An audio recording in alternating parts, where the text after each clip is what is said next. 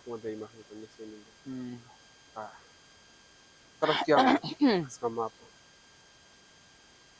Unaona nyumba pale ile makuti ile. Niko na miti. Nyumba ile mzee. Ndio mzee waka hapo. Na watoto wawili basi. Sasa niulize kitu hapa. Kama ni mambo ya kichawi pale, mimi nitatoboa kweli? Ndio taratibu za kutoboa. Na pene ikishindikana, una mbinu yoyote yenye pene inaweza saidika nayo? Ipo. Gani hiyo? Mimi ndio kwa mwenyeji sasa. Sasa mimi na waganga wapi na wapi rafiki yangu?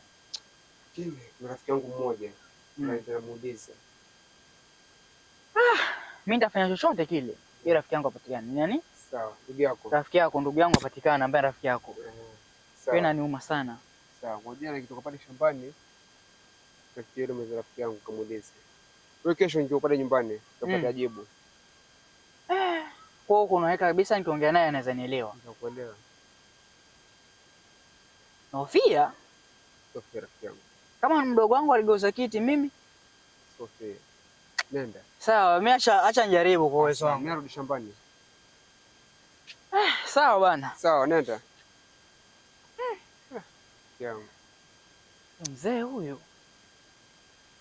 Mpaka naanza kuwa na wasiwasi. Fanikiwa kweli? Yeye Mungu ndo ajua.